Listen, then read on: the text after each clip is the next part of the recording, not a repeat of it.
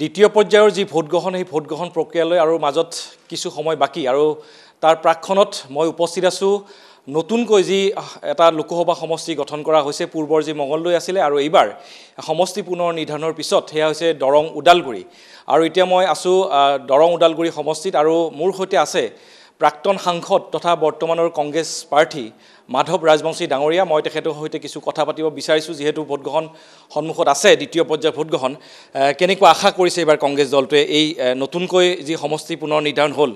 দেখা গৈছে যে ভোটৰ বিন্যাস সলনি হৈছে ভৌগোলিক পৰিসীমা সলনি হৈছে আগত সমষ্টি আছিল 10টা মঙলদৈত এইবাৰ সমষ্টি হ'ল 11টা কি আশা কৰিছে কংগ্ৰেছে এইবাৰ বিভিন্ন ঠাইত ঘূৰি পকি যিটো মোৰ অভিজ্ঞতা হৈছে মানুহ আমাৰ পক্ষে ঢাল খাইছে ভাৰতীয় জাতীয় কংগ্ৰেছৰ প্ৰতি মানুহ এতিয়া আগ্ৰহী আৰু তেওঁলোকৰ আদৰ ব্যৱহাৰ সহানুভূতিৰ পৰা বুজা যায় মেজৰিটি মানুহে ভাৰতীয় জাতীয় কংগ্ৰেছ দলক সমৰ্থন কৰিব কাৰণটো কি কেন্দ্ৰত বিজেপি চৰকাৰ অসমত বিজেপি চৰকাৰ আপোনালোক বহুদিন ধৰি বিৰোধী শিবিৰত আছে পক্ষত আছে এইবাৰ এনেকুৱা কি যুক্তি থাকিব যে বিজেপিক ভোট নিদি কংগ্ৰেছক ভোট দিব কিয় কংগ্ৰেছক ভোট নিদিব 2014 চনৰ নৰেন্দ্ৰ মোদীয়ে আমাৰ মঙলদৈ পথাৰত দিয়া প্ৰতিশ্ৰুতিৰ পৰা আৰম্ভ কৰি যদি মই আপোনালোকক ক'ব লগা হয় 15 লাখ টকা 2 কোটিকে বছৰত চাকৰি 16 মেৰ ভিতৰত তালি টোপলি বান্ধি যাব লাগিব বিদেশী 6 জনগোষ্ঠীৰ জনজাতি এইবোৰ কথাৰ প্ৰতিশ্ৰুতিৰ পৰা যদি মই আৰম্ভ কৰিবলগীয়া হয় নৰেন্দ্ৰ মোদীয়ে এই কিটা কোনটো চুক্তি পালন কৰিলে প্ৰতিশ্ৰুতি কোনটো তেওঁ ৰক্ষা কৰিলে যদি এটাও প্ৰতিশ্ৰুতি নৰেন্দ্ৰ মোদীৰ নিচিনা প্ৰধানমন্ত্ৰীজনে পূৰণ নকৰে কিয় ভোট দিব বিজেপিত 20 বছৰ মঙলদৈ লোকসভা সমষ্টিটো এতিয়া 4 নম্বৰ দৰং ওদালগুৰি বিজেপিৰ দখলত আছে আপুনি ফিল্ডত যাকচোন মানুহক সোধক কোনোবা কিবা এটা কাম কৰিছে নেকি স্মাৰ্ট সিটি কতো নহল 4 লেন নহল ৰেল লাইন নহল এটা ইণ্ডাষ্ট্ৰি নহল থাকা ইণ্ডাষ্ট্ৰি কিটাও মাৰা খাদালে মানুহ অতিষ্ঠ হৈছে গণতন্ত্ৰক শেষ কৰিব যোৱা দলটোক ক্ষমতাৰ পৰা আঁতৰাবলৈ মানুহ একমত সেই কাৰণে তেওঁলোকৰ বিফলতাৰ কাৰণে কংগ্ৰেছক মানুহে ভোট দিব কিন্তু ৰাজবংশী ডাঙৰীয়া আপোনালোকৰ সন্মুখত যথেষ্ট প্ৰত্যাহ্বান আছে বিশেষকৈ মই যদি কওঁ যে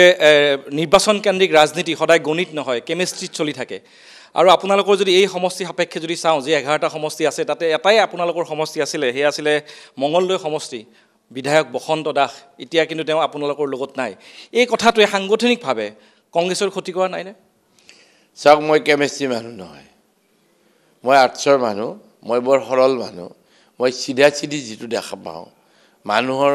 বডি লেংগুৱেজ যিটো বুজি পাওঁ হেতুৰ ওপৰতে মই কথা কৈ আছোঁ বসন্ত দাস আমাৰ একো প্ৰবলেম হোৱা নাই এতিয়া বসন্ত দাস এইবাৰ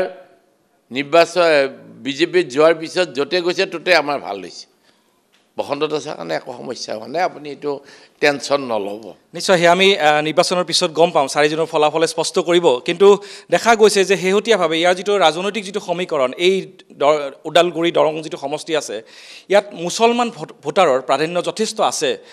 বিশেষকৈ আমি যদি দলগাঁৱৰ প্ৰসংগ আহোঁ চিপাঝাৰৰ প্ৰসংগ আহোঁ মুছলিম ভোটাৰ প্ৰাধান্য আছে শেহতীয়াভাৱে দেখা গৈছে যে AIUDF দলে তেওঁলোকে কৈছে যে BPF পাৰ্টি যিগৰাকী আছে দুৰ্গাদাস বড়ো তেখেতক নৈতিক সমৰ্থন দিব লাগে এই ধৰণৰ তেওঁলোকে এটা আহ্বান জনাইছে এই কথাটোৱে আপোনালোকক ক্ষতি নকৰিবনে পৰখি মই দলগাঁও সমষ্টিত 11খন মিটিং কৰিছোঁ 11খন মিটিং কৰিছোঁ প্ৰায় 150 ইউডিএফে জইন কৰিছে আমাৰ কথাবিলাক প্ৰকাশ নহয় ইউডিএফে কাক সমৰ্থন কৰিছে মই কতো গম পোৱা নাই কিন্তু এডিএফে কৈছে যে নৈতিক সমৰ্থন দিব লাগে বিপিএফক আনুষ্ঠানিকভাৱে কৈছে তেওঁলোকে কথা ওদালগুৰিয়েতো পদত্যাগ কৰিছে সমৰ্থন নিদিম বুলি হেৰি কৰিছে হেতুটো আপুনি কোৱা নাই ওদালগুৰি ইউডিএফে বিপিএফক সমৰ্থন নকৰো বুলি আপোনাৰ প্ৰেছমেণ্ট দিছে হেতু কোনেও নকয় মানে আপোনাৰ মতে এই কথাটোৱে কোনো প্ৰভাৱ নেপেলাই কংগ্ৰেছৰ এতিয়ালৈকে একো প্ৰভাৱ নাই আৰু এটা কথা মই আপোনাক স্পষ্টভাৱে কওঁ যি প্ৰকৃত মুছলমান যে কোৰাণক শ্ৰদ্ধা কৰে হাদিছক শ্ৰদ্ধা কৰে এজন মানুহেও বিপিএফক ভোট নিদিয়ে মই কৈ দিছোঁ আপোনাক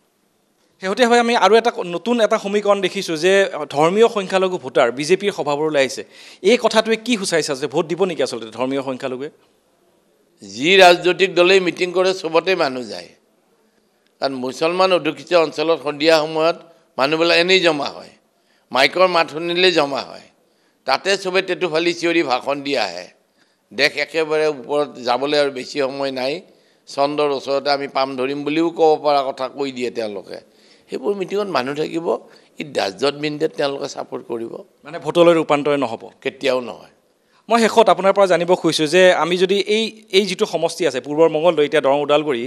ইয়াৰ যি ৰাজনৈতিক যি বিন্যাস ভোটৰ যিটো বিন্যাস তাত দেখিছোঁ যে বিৰোধীৰ ভোট বিভাজনৰ ফলত সদায়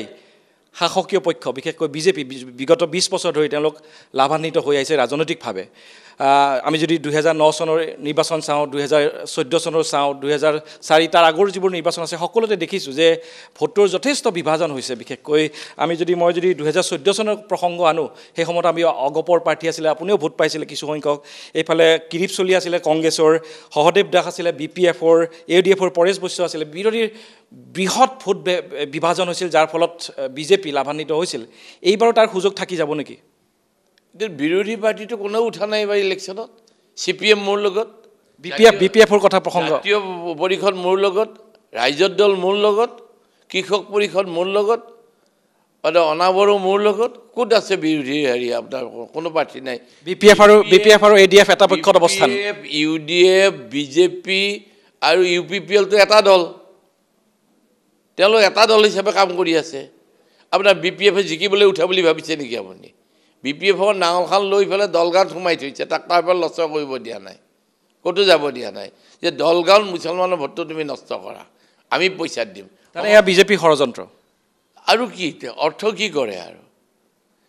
বিজেপিয়ে BPFক ইউজ কৰিছে UDFক ইউজ কৰিছে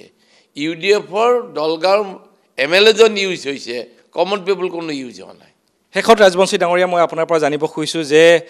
আপুনি যেনেকৈ বিজেপিৰ বিৰুদ্ধে অভিযোগ আনিছে তেওঁলোকে বহুত প্ৰতিশ্ৰুতি দিছিল পূৰণ নকৰিলে ঠিক একেদৰে বিজেপিয়ে কৈছে যে কংগ্ৰেছৰ যিগৰাকী প্ৰাৰ্থী অৰ্থাৎ আপুনি জনবিচ্ছিন্ন হৈ আছে গতিকে ইয়াত প্ৰভাৱ বিস্তাৰ কৰিব নোৱাৰে এই সন্দৰ্ভত আপোনাৰ প্ৰতিক্ৰিয়া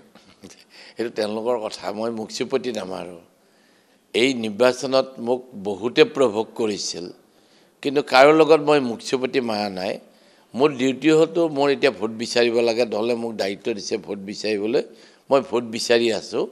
বিজেপিৰ লগত মোৰ মুখচুপতি মাৰিবলৈ সময় নাই শুভেচ্ছা জনাইছোঁ আপোনাক যে আমি 4 জুনত গম পাম আচলতে ফলাফল কাৰ পক্ষত থাকে এয়া আছিলে কংগ্ৰেছৰ এগৰাকী প্ৰাক্তন সাংসদ মঙলদৈ সমষ্টিৰ এতিয়া মঙলদৈ সমষ্টি নাই দৰং ওদালগুৰি নিৰ্বাচন সন্মুখত তেখেতে কৈছে যে এইবাৰ কংগ্ৰেছৰ পক্ষত এই যি নতুনকৈ যি সমষ্টি পুনৰ নিৰ্ধাৰণৰ পিছত 11টা বিধানসভা সমষ্টিৰে এই সমষ্টিটো গঠন কৰা হ'ল এই সমষ্টিৰ ৰাইজ এবাৰ কংগ্ৰেছৰ পক্ষত থাকিব সেয়া অনাগত দিনবোৰত আমি স্পষ্ট হ'ব